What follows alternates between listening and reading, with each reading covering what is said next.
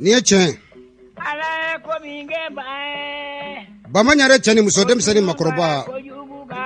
Renouveau FM kanumbaga malikono malikoka. Au bela jele au ni soma. Au be yororo sanga inkono ko au be ka aname. Ambe au bela jele fo mamunumbuka wakati blaka aname. Mamunumba uka wakati sukanti ka flelike anga page Facebook uka. Amba au bela jele fo. Ko alaka kanuto. Alaka jamana imbasi. Briko kao mbe foli damne aula. Gumanko dugutan fla kita komene bisabani soba. Kita kao ni soma. Karta kao mbe aufo. Fla dugu adugu bi woro ani fla dugu kao oni soma. Apeka fu tonde au bela jele oni soma. Président Mamadou Zoumana Sidibé anaka jamaka au bela jele fo fla dugu. Radio Nema FM sogolemba na sanga inkono kasaro. A technicien fra animateur kaka au bela jelen fo ka wole mando. Kabo kasaro kase kati. Katika uka au fo ka au wole mando. Katika uka sinka au fo. Douane na commandant Fodé kone abe lameni na sanga inkono. O douane kele na brigade commerciale la amen dumbo ana jenyagon be mbe aufo ka se kan juza ya keta dala sanga inkono anga golo masiri tabaw malikono ka au bela jelen fo faon fembe ka foke e kelembe ki nidi fosoima e jana imansauko ka jan ifurmusoko kajan iwolo denw ko kajan iteru ko ki nidi fasuma nebe aufo amunu me ka aname sanga inkono kan sumanguru kante kati ni kan blebele flying mba fo kulikoro sake nunu to dalendo mali kono anga chebawla cheba munu numa mali jamfa cheba munu numa tuka no Sumanguru Kante oyo chedoy Sunjata Keita oyo chedoy katikao gulukorokao oni soma Ali sini katibe bumakosran mbe singa pumanka ate wuli ntori tegedo bumako ake kanya ala sigisego neterube kati kunu bi neterube kati sin neteru era fana bina ke kati katika o nebe aufo commandant Christophe Dameleni soma capitaine Abderman So DCS ala ka fo Drissa Diallo atlobana sanga inkono kati ka au bela jelen fo anga chekoroba be nere daga wuli terdo adjudant chef à la retraite Mayan Samake anaka demaya ko bela jelen fo kati Kuluba mbalma muso be abe lameni na sanga inkono Kuluba Ponge madame Fanta Maiga anaka demaya amba fo Kuluba Ponge bintu amejigi pumako état-major la l'ex-ministre de la défense des anciens combattants général de division Ibrahima Dairou Dambélé ntoma ini soma ko cheba mimi kofe o fenete madeni ambalaka ou amboufo l'actuel ministre des transports des infrastructures et équipements madame Dambélé Madina Sissoko ini soma aide de camp capitaine Adama Keita avec lameni na sanga inkono amba fenefo Francika utlobana Cheikh Sidibé Toumani Sissoko be Mamadou Diallo be Demba Soare be Paris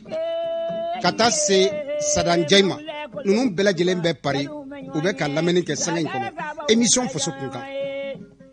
ka au bela jelen fo kanuna Espagne se janko na rebe Mustafa Siribe Mustafa Jara kata se Musa Siribe Balaba nunu be Espagne u fana be lamenina ambu bela jelen fo ko alaka kanunto alibi munu sogole me anna sanga inkono maliko kan ka jigin Bamako ka se Kabala anga chekoroba be lamenina adjudant chef à la retraite ya Doumbouya naka demba ya Kabala amba fo sanga inkono l'ex-ministre, je veux dire, de la sécurité intérieure et protection civile, général de division Salifou Traoré, Anaka Demaya, Amba Fokenen Konoka Walimando, Terikorote Souri Brahma Dialola. Attaché Madou Doumia Bellamena, Amba Oubela Jelenfo. Commissariat Chaman Jora Malikona, Brigadier Chaman Jora, Minau Chamanina, Gendarme Tara Formation, Polsou Tara Formation. Kamina nyini kadi anga lagana tigila mogoma kanyada kura duma uka changer selfu aka wakati la bara ayata bala aya seke aya bolono bla malikono anka lakana bunda kunka ajengon klei obe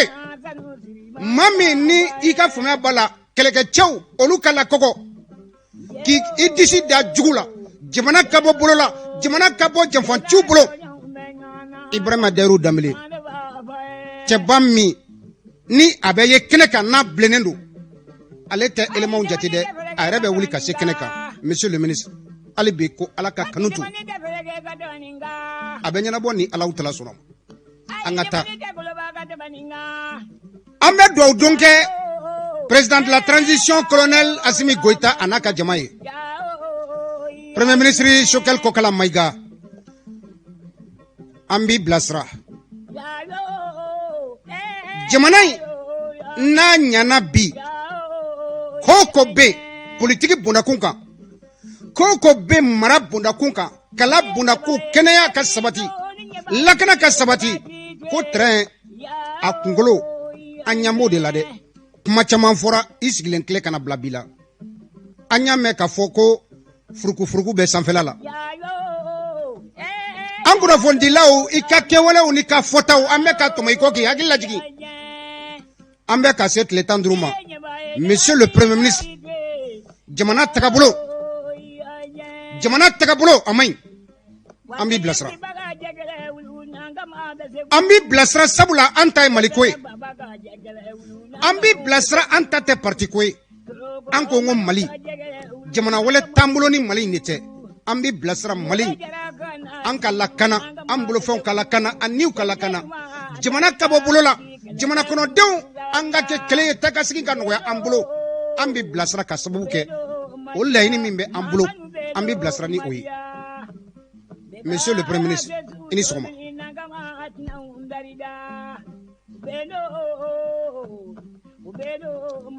siente la président Alou Badara Nana Kassé ko alaka kanunto alibi an hakili sigilen do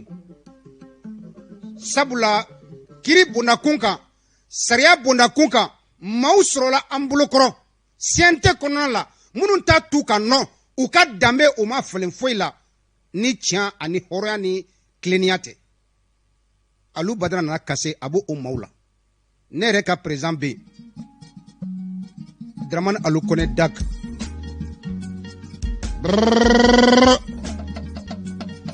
belebele a dalen bɛ CNT kɔnɔ i b'a fɔ dakan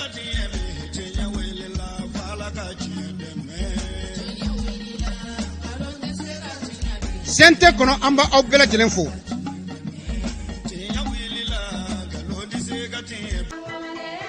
Sadio Sidibé k'i fo k'i waleman dɔn ko hali bi Ala ka kanu to ni Sadio Sidibé arabajan tɛmɛnen a tun bɛ n yɛrɛ faso la Biriko Kita Bintu fɛn tununta bɛ ma y'a don Sidibé an ka don an ka kumasenw kɔnɔ ka bilasiraliw kɛ ka daminɛ ministre min bɛ sisan ni ale ka baara bɛnnen bɛ kiri bundakun ma ministre de la justice Mamadou Kassoge an bɛ hakili lajigin Mali ka tabiya laɲini maliyɛnw ka laɲini dɔ bɛ yen o ye k'a fɔ maa minnu bɛ yen n'u kɛlen bɛ ka an ka faso nafolo ka taraki an na maa minnu bɛ yen n'u kɛlen bɛ ka faso nafolo buruja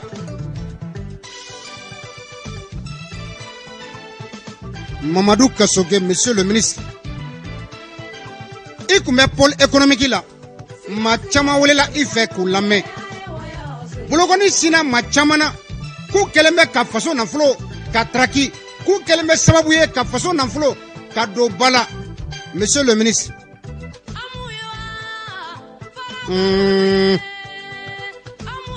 i bɔra pôle économique la ka na kɛ kiiri yɛrɛ ɲɛmaa ye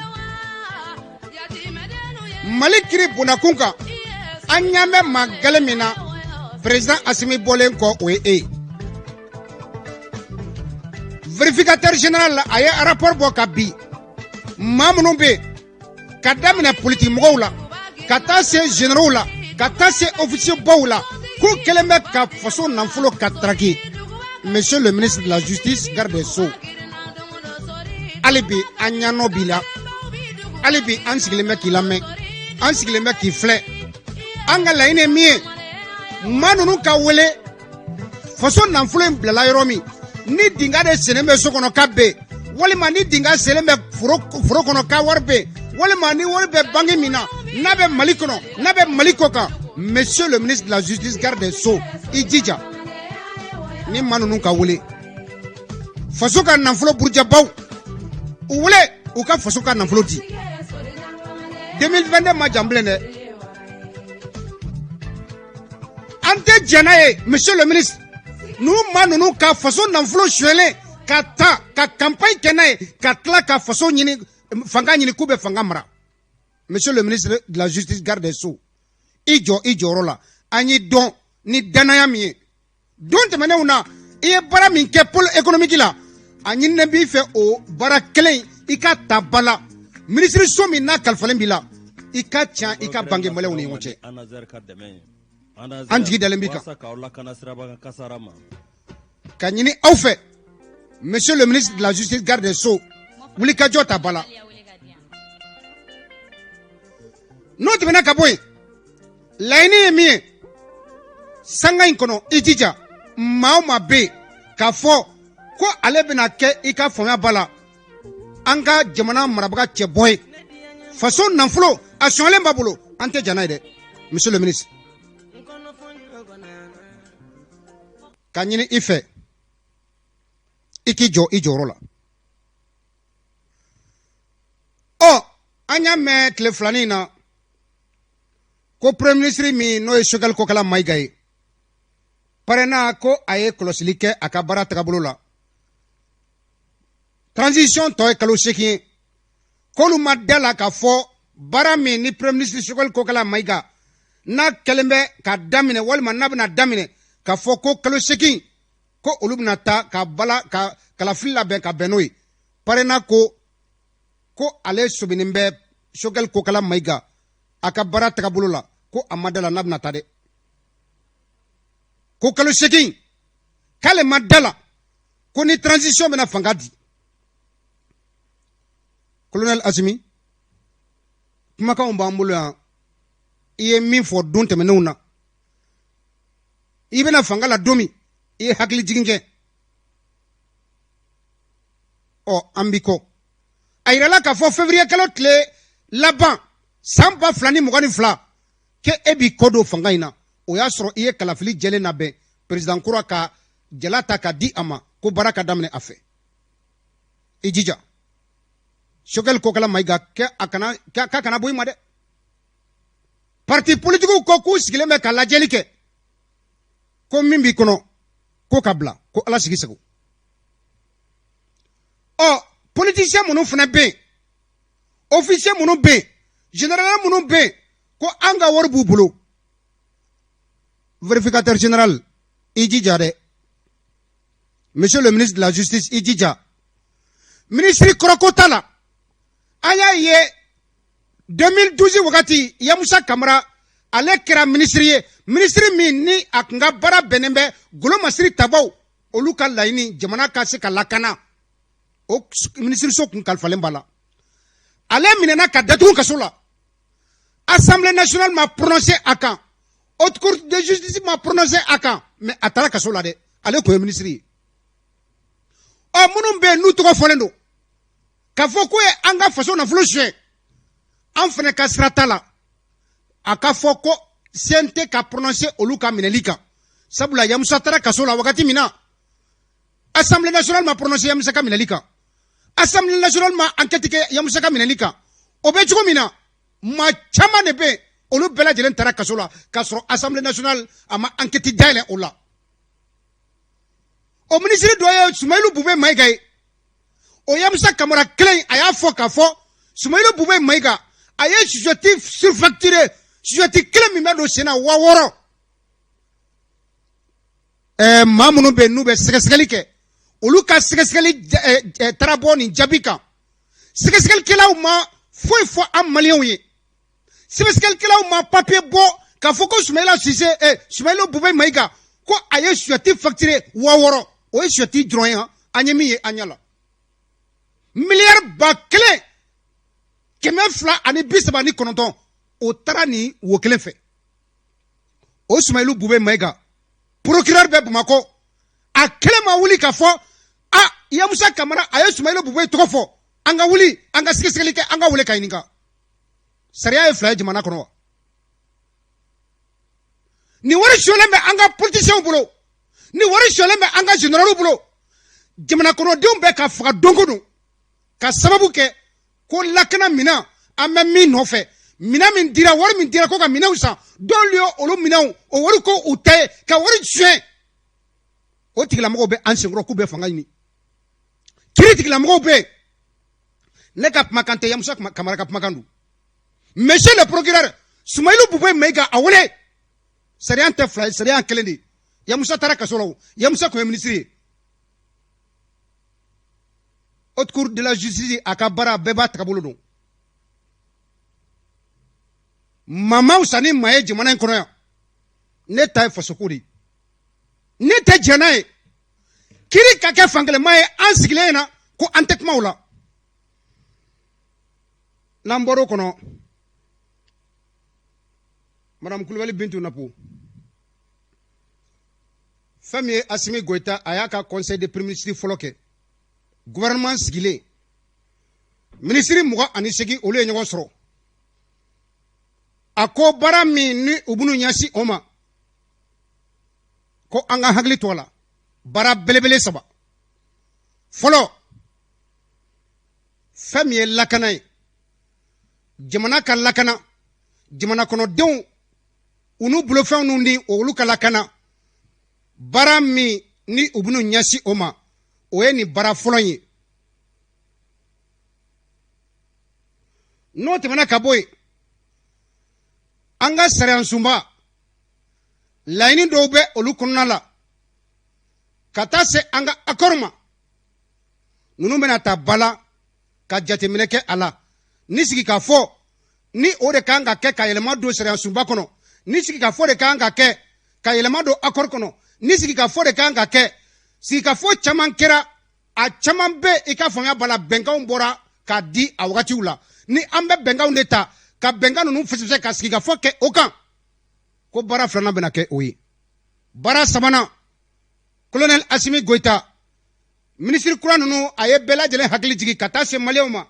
ka fɔ kalafili jɛlen kalafili ɲuman baara in o bɛna kuncɛ ni o ye nin baara belebeleba 3 in a ye kunnafoni da ministriw tulo kan ka kunnafoni da maliyɛnw tulo kan nin baara 3 in Assimi Goïta baara bɛna bɛn nin ma kalo 9 min ni o tɔni kalifalen bɛ a la a ye laɲini kɛ ministre bɛɛ lajɛlen fɛ ka fɔ danaya min n'a taara ka da u kan ka taa se premier ministre ni ministre bɛɛ lajɛlen ma ko a dalen b'a la nin baara nin u bɛna ta ba la ko bɛɛ lajɛlen ka dɔn ka fɔ i ye ministre ye i kɛra ministre ye faso de tɔgɔ la baara ka kan ka kɛ ka ɲɛsin faso ka laɲini de ma fasodenw ka hɛrɛ de ma sigi ka fɔ k'an k'o ta ba la tare conseil des ministres fɔlɔ min bɔra kɔnɔ bakuruba damadɔ la Assimi Goïta a n'a ka cɛdenw o de kun ye nin ye ka kun cɛ an bɛ ka fɛn caman kɔlɔsi jamana in kɔnɔ bi Anka lakana tigilamɔgɔw minnu bɛ force de défense et de sécurité fo koɲɔgɔnkɔ ka ca ni sangani in kɔnɔ u ni ɲɔgɔn cɛ misaliyala koɲɔgɔn tɛmɛnen an y'a ye k'a fɔ gardiw ni polisiw cɛ mankan dɔ wulila yanni o ka se mankanmisɛnnin caman bɛ yen i ka faamuya b'a la finitigilamɔgɔw ni ɲɔgɔn cɛ an b'a ye nin sanga in kɔnɔ a ɲɔ bɛ ka ɲa mun de bɛ ka an sen bonnakun kan mun de kan ka kɛ faso ko don an kɔni b'a dɔn lakana tigilamɔgɔw ka kungo kuma n'i da don la a bɛna fɔ k'i bɛ démoralisation na an ta tɛ o dɛ an ta ye min ye i kɛra gendarme ye i kɛra garde ye i kɛra sɔrɔsi ye i kɛra polisi ye i ye maliyɛn de ye fini min kana faso de ka fini don i ye fini don sariya dɔ de kɔnɔ i bɛ kɛ a tigilamɔgɔ ye wagati min na formation dɔ de kɛra i sɔnna min ma sanga in kɔnɔ an bɛ ka ɲada min ye an ka finitigilamɔgɔw kun a bɛ ka anw minnu ye civiliw ye an bɛ ka jɔrɔ a la sabula ninnu man kan ka bila ɲɔgɔn na togo si fasi la k'a fɔ ko jamana kɔnɔdenw an b'olu ye burujaliw ka dabila dɔgɔyamaw ka dabila an k'a dɔn k'a fɔ jamana bɛ bolo la amadu tunkara an b'a fo kɛnɛ in kɔnɔ cɛlɛ k'a bɛɛ lajɛlen ka aw fo ka taa se javiya tɔnden bɛɛ lajɛlen ma amadu tunkara tɔgɔ la cɛkɔrɔba bɛ ka an lamɛn sanga in kɔnɔ an b'a fɔ k'a waleman dɔn ka taa se kasim konate dawudabugu fɛn min ye tikandiya numéro 2 a fɛnɛ tulo b'an na an b'a fɛnɛ fo ka waleman dɔn kanu na bintu bilasiralikanw filɛ nin ye ka hakili jigin kɛ kunɲɔgɔn in kɔnɔ rapport min ni a bɛ yen vérificateur général ka rapport n'a bɛ sanga in kɔnɔ jamana marabagaw bolo premier ministre ani chef de la transition président de la transition ka taa se premier ministre ma rapport du vérificateur général min b'aw bolo o tile ka rapport min bɛ aw bolo maa minnu bɛ ko kɛlen bɛ ka an ka faso nafolo suɲɛ a y'u wele kelen politicien minnu bɛ yen n'u diginnen bɛ k'a fɔ k'olu bɛ sariya kɔfɛ ko immunité bɛ da olu kan ko olu n'u bɛ wele ka ɲininka assemblée nationale walima CNT de bɛ briefing bɔ olu kan Yamusa Kamara taara kaso la bɛɛ ɲɛna yan assemblée ma ɲininka dɛ ala sigi segu ko Bube ye surasiw ka ministre a wagati la ko Bube ye surasi u ka sujeti k'a y'a feere ka facture 6000 Yamusa Kamara ko ten o Bube kelen kiri tigilamɔgɔ si ma Bube wele ka Bube ɲininka daro kana o bɛ se ka kɛ cogo di o bɛ kɛ cogo di kiri tigilamɔgɔw an t'aw dege aw ka baara la ni sariya sɔsɔra Yamusa minɛli kɛra sariya sɔsɔli ye Bube ka wele ka ɲininka surasi kelen bɛ se sujeti kelen bɛ se ka taa 6000 la cogo di o Bube bɛ Bamakɔ yan a bɛ Mali kɔnɔ yan kiri tigilamɔgɔ si ma Bube wele ka ɲininka Mamadu Kasoge an y'an jigi k'i ye Ala n'a kira kama fantanw ka ɲaji hakɛ an ka 200 ni 100 ni 1000 de fara fila ɲɔgɔn kan ko k'a di kɛlɛkɛminɛn ka san k'a di an ka lakana tigilamɔgɔw ma minnu bɛ ka faso lakana dɔ taara ko o musaka bɛɛ lajɛlen fara ɲɔgɔn kan k'a sasa k'a ka jufa la k'i jɔ n'a ye o maa kelen bɛ k'ale bɛ Mali président ɲini o tuma Yamusa Kamara ka kuma min fɔla dun aw tɛ se ka Bube wele ka ɲininka enquêteurs ye kalo joli kɛ Yamusa Kamara ka bureau kɔnɔ a dun yira k'a fɔ an ye sujeti sɔngɔ dɔrɔn de fɔ avion sanna wari minnu na a minɛn tɔ minnu bɛ yen olu surfacturera cogo min enquêteurs a ye wuli Bube ka wagati la tun bɛ ministre de la défense la wagati min na a ye taa aw ka tɔ ɲɛɲini fasodenw tɛ jɛn n'a ye dɛ ala sigi segu ka bɔ kuma kɔnɔ ka kuma di aw ma n'i y'a faamuya ko ne ta ye jamana ko ye o don mais ne ta ye jamana ko de ye ne ta tɛ mɔgɔ ko ye ka aw fo ka waleman dɔn nɛgɛjuru sira n b'a di aw ma 20 80 08 08 nɛgɛ kaɲa 8 sanga 34 an y'o sɔrɔ sanga in kɔnɔ émission faso kun ka kɔnɔ ka hakili jigin kɛ an bɛ se ka laban ni min ye Bintu o ye français bɛɛ lajɛlen b'a dɔn bi Mali kɔnɔ yan ni jugu bɛ Mali la madala ni an bɛ tɛmɛ France kan ka taa maa wɛrɛ ɲini an ka sɔrɔsiw lakana tigilamɔgɔ balila ka don Kidal ka sababu kɛ France ye dɔ bɛ da la wa dayɛlɛ an ka tila ka na kuma tun cɛ an sɔgɔma allo ne fan sɔgɔma an b'a Dirisa Jalo namu Katikaw baasi foyi t'u la i bɛ faso kunkan kɛnɛ kɔnɔ kuma b'i bolo awɔ n bɛ i fo i ka cɔsiri ni wuli ka jɔ la fɔlɔ a diyara n ye ne bɛ mun fɔ n ka denmisɛnninya hakili la o ye an ka finitigiw u ka ɲɔgɔn minɛ u ka don da kelen fɛ ka bɔ da kelen fɛ u bɛɛ bɛ Mali kelen de ye kosɛbɛ farafarali mana don finitigiw ni ɲɔgɔn cɛ a man ɲi jamana ma a man ɲi jamana denw ma ne kɔni b'a ɲini fɛ u bɛɛ ka kɛ kelen ye ɲɛmɔgɔw ka u bɛɛ bila minɛn kelen kɔnɔ pour que farafarali kana don u ni ɲɔgɔn cɛ o ye ne ka hakilina ye alhamdulillah ka renouveau baarakɛla bɛɛ fo bɛɛ tulo b'i la n ka foli bɛ technicien ye o tulo b'i la merci beaucoup bɛɛ n'i ka tiɲɛ ka fɔ faso ka jɔ Dirisa Jalo nin kun y'ale fɛla ye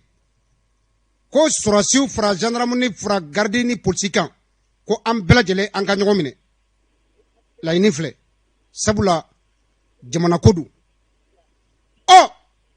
an ko Faransi ka taa ka bɔ an fɛ yan allo Ablaka don i ni sɔgɔma a ma ni sɔgɔma i tɔgɔ ni jamu ka weleli kɛ ka bɔ min Burama Sidibe don ka bɔ Amudalayi Asi i Sidibe ba bisimila i bɛ faso kunkan kɛnɛ kɔnɔ kuma b'i bolo Burama sori n b'i fo foli diyara n ye a lamɛnnikɛla bɛɛ fo u bɛɛ lajɛlen tulo bɛ folikan na an yɛrɛ kɔrɔkɛ fo ne y'o je Sidibe Amudalayi Asi vie tulo b'i la sori kɔrɔfɔ min bɛ ne bolo bi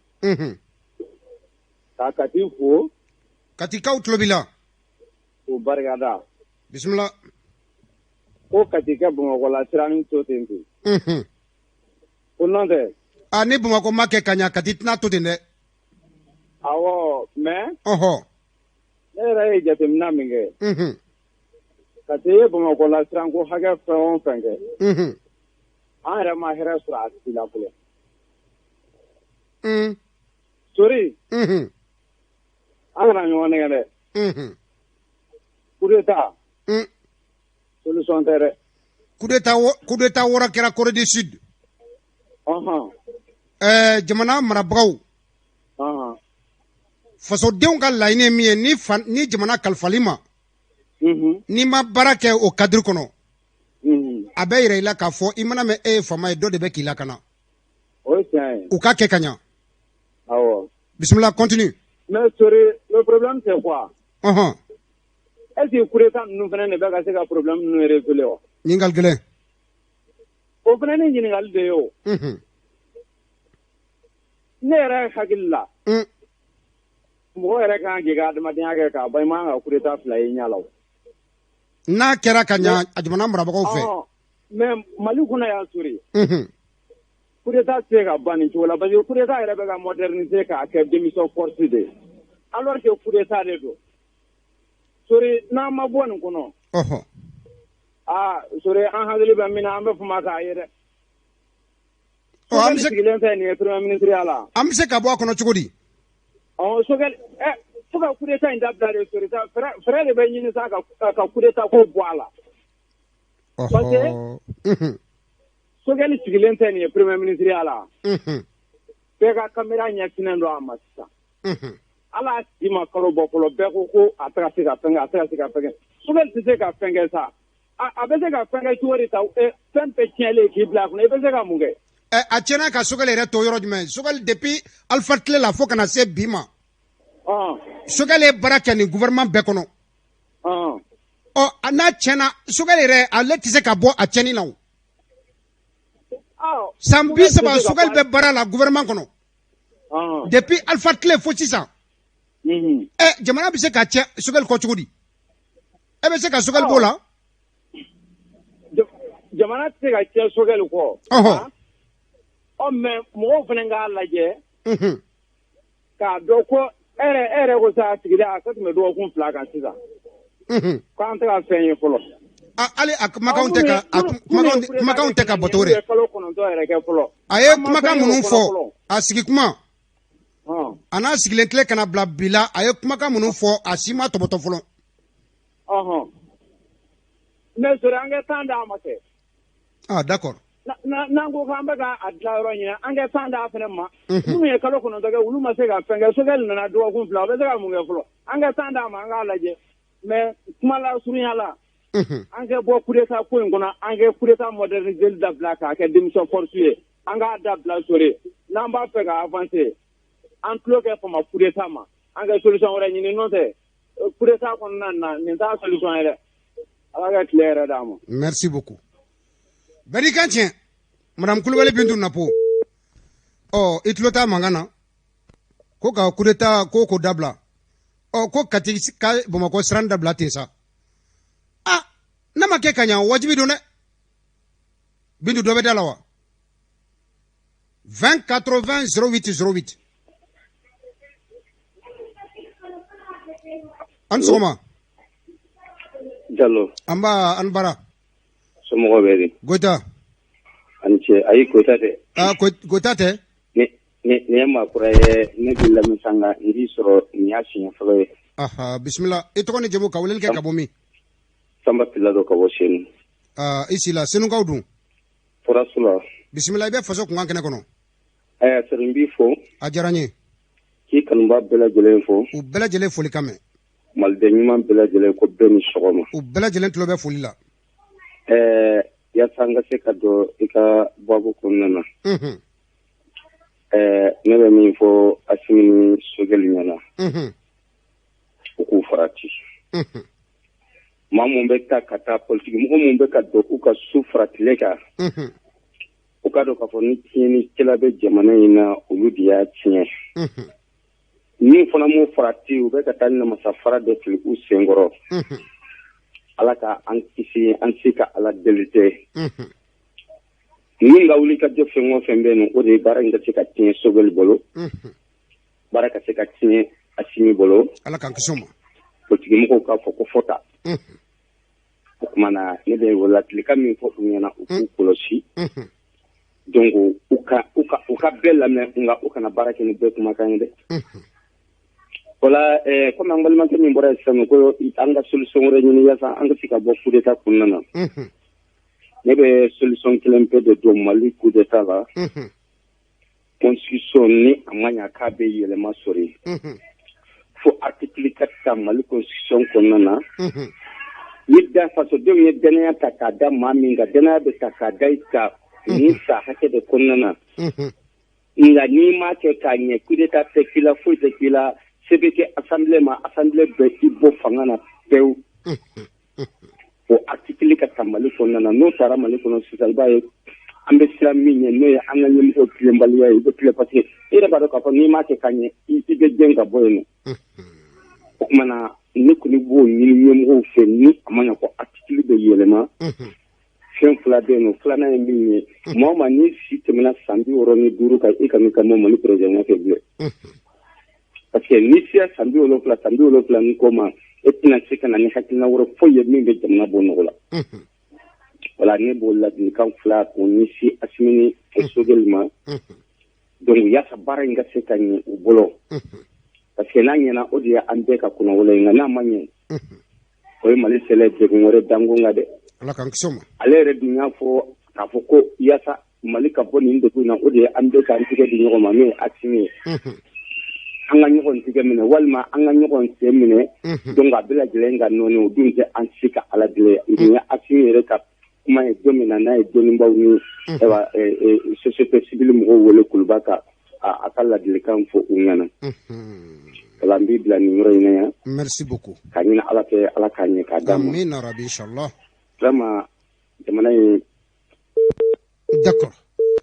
an bɛ Senuka bɛɛ lajɛlen fo sanga in kɔnɔ nin kun ye Sila ye ale fana ka bilasiralikan nɛgɛjuru sira o ye aw ta ye sanga in kɔnɔ 20 80 08 08 i ni sɔgɔma sori i ni sɔgɔma wa kɔrɔ baasi tɛ yen an bɛ ala fo ka barikada nba Voilà, sori mendan tigɛ bi i ka auditeur dɔ don menda kɛnɛ kan bi. Ka weleli kɛ ka bɔ min? Ka weleli kɛ ka bɔ Amdala ACI 2000 la. Bisimila, jɔn de don? Bakari Dambele, l'enfant de Yangaso. Yangasokaw Bakari. Voilà. Bisimila. Sori. Ne. Solution kelen pe de mene coup d'état Bambali ni Mali ka taa ɲɛ na. Sori si bɛ hakɛ mun na. Ne ye dɔ da san 50 kan. Anw mɔna cogo min na tant que an ma k'an yɛrɛ ye Mali tɛ bɔ nin kɔnɔ. Ka kɛ an yɛrɛ ye. Malidenw k'a fɔ ka k'u yɛrɛ ye Mali bɛ bɔ nin kɔnɔ tant que o t'an tɛ bɔ nin kɔnɔ a n'a kɔrɔ bɛ sɔgɔnɔ quoi. Maintenant an tɛna se ka développer n bɛ nin dɔrɔn de fɔ hakilimaw b'a tɔ faamuya. Salamu aleykum. Merci beaucoup. Ko maa hakilimaw tulo b'a la. Ka weleli kɛ ka i da don an ka jɛmukan na an bɛ kuma di aw ma aw minnu bɛ kɔ ka sanga in kɔnɔ an ka se ka ɲɔgɔn sɔrɔ ka bilasirali kɛ nɛgɛjuru sira o ye aw ta ye 20 80 08 08 Sajan Konare ko a bɛ ka sira ɲini madame Kulubali Bintu Napo ni dɔ bɛ da la i bɛ da yɛlɛ a ka don i ni sɔgɔma. Wa alaikum salam. Alo min fɔ Kore. A kɛ to i tɔgɔ ni jamu ka weleli kɛ ka bɔ min? Keita do ka bɔ Ɲamakɔrɔ. Keita Ɲamakɔrɔkaw dun? N b'i fo k'i waleɲuman dɔn k'i barikada. A diyara n ye. An bɛ min fɔ Sori. Coup d'état cɛ min bɔra ka kuma ko coup d'état tɛ solution ma foyi fɔ ni tiɲɛ tɛ. Sori ne m'a fɔ min kɛra Musa ka coup d'état. O kɛra ko caman kan. Ni o tɛ coup d'état fɛn kɛra o kɔfɛ a bɛɛ kɛra nkalon ani janfa ni jɔyɔrɔɲini kama. Solution bɛ se ka sɔrɔ ko minnu fɔ k'a fɔ président ma se ka nin kɛ solution bɛ sɔrɔ nin bɛɛ la. Coup d'état bɛ jamana jigin dingɛ kɔnɔ coup d'état de b'an ka jamana yɛrɛ halaki mɔgɔ minnu yɛrɛ bɛ jamana to ni hakɛ la k'i bɛ coup d'état ɲɛ bi dabali ban o yɛrɛ de fɔlɔ. D'accord minnu bɛ jamana marako juguya kɛ ni an sigilen bɛ an bɛ ka an da de an k'olu tɛ u ka continuer n'o ye wa? Non bon Sori. Jamana marako juguya. E filɛ e bolo t'a baara la ne bolo t'a baara la. An ye minnu bila baara la ni o ye juge ye. O juge k'u ka baara kɛ. Bisimila. Mais kojugu sara de ye kojugu ye ka kojugu dɔ kɛ ka kojugu dɔ kɛ o tɛ se ka bɔ yen wa. Coup d'état minnu bɛ ka kɛ an ka jamana kɔnɔ yan. N'a ma dabila. Coup d'état bɛna kɛ sanga de ye ani jɔyɔrɔ ɲini tɔgɔ de ye. Bon kelen ni coup d'état ye solution ye coup d'état jumɛn de kɛra ko min nana jamana bɔ dingɛ kɔnɔ o ye coup d'état jumɛn ye. K'a daminɛ Amadu Haya Sanɔgɔ daga la fo ka n'a bila bi la. Yani o cɛ coup d'état ma kɛ wa? Amadu Haya Sanɔgɔ ta. Yani o cɛ. Bon Apito ye coup d'état min kɛ. Musa Tarawele ma coup d'état kɛ wa? Musa Tarawele ye coup d'état mais n bɛna min ye lamɛnba ye.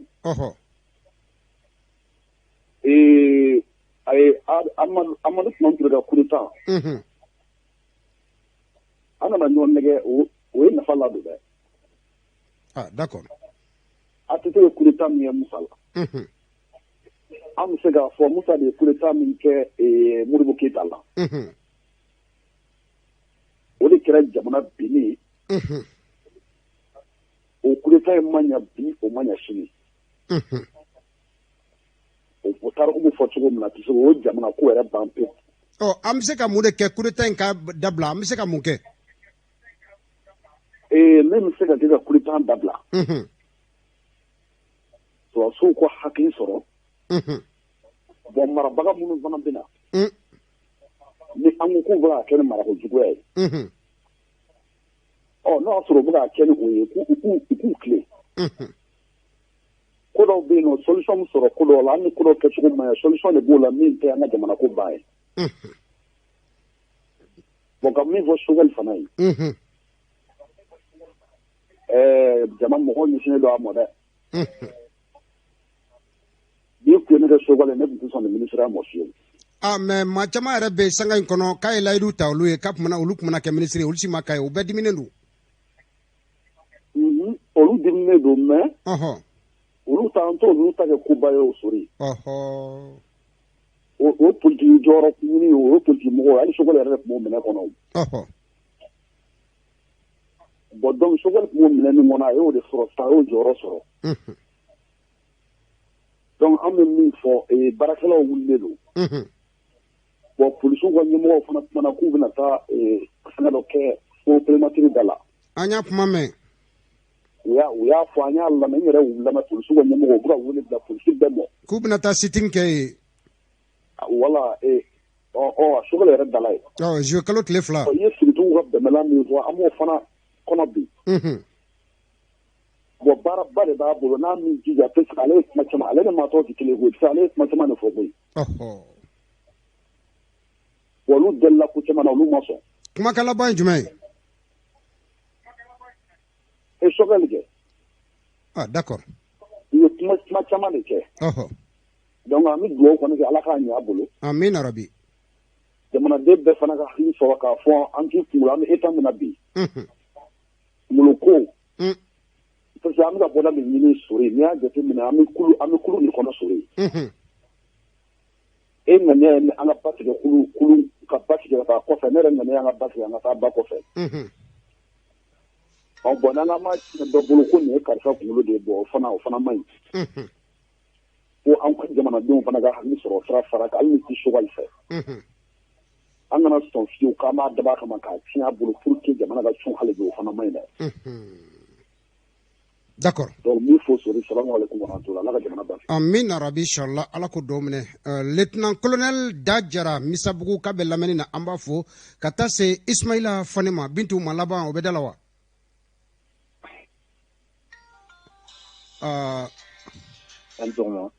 an bɛ hakɛtoni kɛ aw ye bisimila tɔɔrɔ su la miniti 1 an b'i fo hakɛto tɔgɔ ni jamu ka weleli kɛ ka bɔ min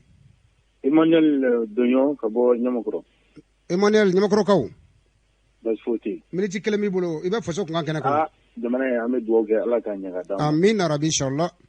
ala ka hakili ɲuman di an marabaaw ma amin ne kɔni bɛ min fɔ o de ye an yɛrɛ maliyɛn denw ye jamana in tɛ ɲɛ an yɛrɛw kɔ a tɛ dilan an yɛrɛw kɔ an maliyɛn denw anw de bɔra ka bɔlɔlɔw minɛ ka siraw minɛ ko ɲɛmɔgɔw man ɲi an sera ka ɲɛmɔgɔ k'a gɛn ka bɔ yen an sera k'o kɛ yɔrɔ o yɔrɔ bɛɛ da jɛlen t'a ma ko sugu gɛlɛyala wa kosɛbɛ ko fɛn bɛɛ gɛlɛyala o tuma an maliyɛnw anw bɛ min de ɲininkali gɛlɛn mun ye dumunifɛnw gɛlɛya ɲɛmɔgɔ minnu y'a gɛlɛya a gɛlɛyalen don yɔrɔ minnu na anw t'o ɲɛmɔgɔ yɔrɔ dɔn malidenw mais ne bɛ jigin min yanni an ka fɔ dumunifɛnw ka gɛlɛya est-ce que maliyɛn yɛrɛ bɛ kuma k'a fɔ ko dumuni yɛrɛ a bɛ bɔ sɛnɛ de la anw tɛ ɲɛsin sɛnɛ bɛ se ka nɔgɔya cogo min na bolo bɛ se ka nɔgɔya cogo ni sɛnɛ ma nɔgɔya bolo bɛ nɔgɔya wa ɲininkali gɛlɛn jamana fɛn o fɛn n'i kɔ don i ka cikɛlaw ma jamana a tɛ se ka taa ɲɛ mɔni cikɛ baganmara o de ye mali yɛrɛ sinsinbere ye n'i y'o bɔ an ka jamana in kɔnɔ a tɔ bɛ den d'accord ayiwa donc n balimakɛ bɔra k'a fɔ cogo min na Sogɛli baara b'a bolo a ka foliba ye dabila an ma ko foyi tɛ foli ninnu na a ka ɲɛsin baara ma ban nin yiri ninnu tɛ donc n b'i fo komi ko miniti 1 de don foli diyara n ye k'an bɛn merci beaucoup tile hɛrɛ ala ka di an ma ka bɛɛ lajɛlen fo ka waleman dɔn ɲɛmaso wagati min suganti ka di an ma a wagati nana cogo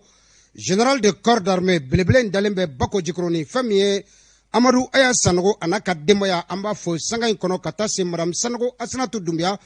u bɛ lamɛnni na sanga in kɔnɔ fɛn min ye Cheikh Keita i ka fanga bala président du club de soutien à Amadou Aya Sanogo ka taa se Baw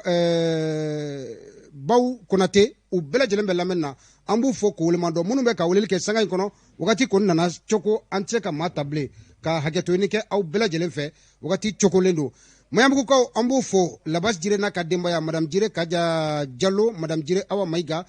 madame Diallo Fatumata Dunbiya u bɛ lamɛnni na sanga in kɔnɔ ka taa se an ka musokɔrɔba ma madame Dunbiya Asan Kulubali médecin colonel de la protection civile Famaga Dunbiya a n'a ka denbaya an b'u bɛɛ lajɛlen fo Maɲanbugu colonel major Seydou Dunbiya protection civile a fana bɛ lamɛnni na an b'a fo ka waleman dɔn fɛn min ye Docteur Madou Diallo apidom na 30 mètres la amba fo ka wolemandon kenen kono wakati mi sugantira ka di amma wakati nana choko ka aw bɛɛ lajɛlen fo fɛn min ye DG des douanes du Mali Mamɛ Dukara a n'a ka denbaya n'a cɛkɛɲɔgɔn bɛɛ lajɛlen an b'u fo commandant Fode Kone Amen Dumbo k'u bɛɛ lajɛlen fo k'u waleɲumandɔn kati wagati min n'a sugantira wagati nana coko madame Kulibali Bintu Napo ale tigɛ tun bɛ nɛgɛ la ne tɔgɔ Sori Ibrahima Diallo Ibrahim Sanogo yan fo Gwana an b'a fɛnɛ fo kɛnɛ kɔnɔ ka waleɲumandɔn minnu tun bɛ weleli la n'u ma se ka don Sajan Konare ka taa se Ismaila Fane Ibrahim Sanogo Gwana an bɛ hakɛto ɲini kɛ aw bɛɛ lajɛlen fɛ wagati kɔni cogora ka ban tile hɛra Ala ka di an kelenkelenna bɛɛ lajɛlen ma wassalam.